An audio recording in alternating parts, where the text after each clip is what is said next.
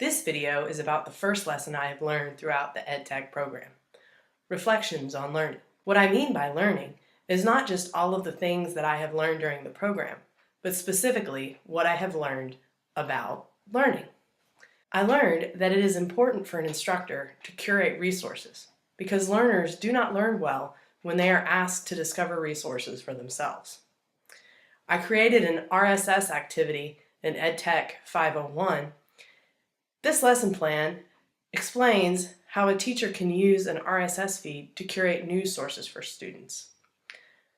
I had always wanted to include a current events component in my class, but when I let the students loose on the internet, they came back with things that did not fit my idea of a current event.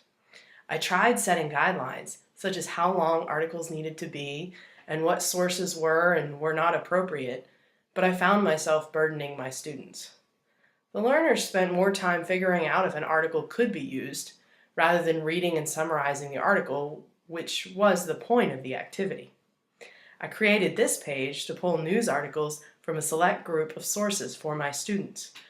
Because this was created for middle school students, I carefully selected news sources that write articles that are appropriate for a middle school reading level. In this way, I could allow my students to exercise a lot of choice in the activity, while still providing enough guidance to make sure their options were acceptable. I also learned that learners can only process so much information at a time.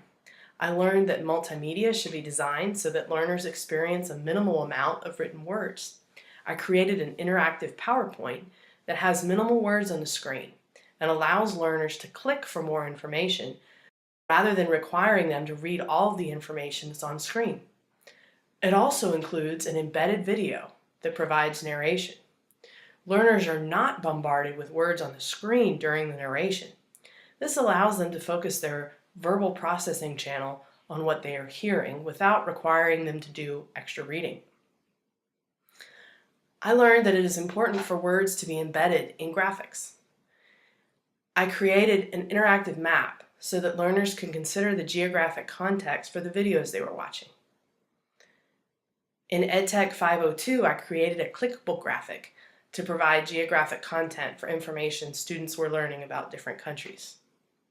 What I learned about learning as it relates to educational technology is that designers and instructors should always be aware of what the science of instruction tells us about how learners learn. They should use that awareness to inform the way they design and select resources so that learners will actually learn from learning activities.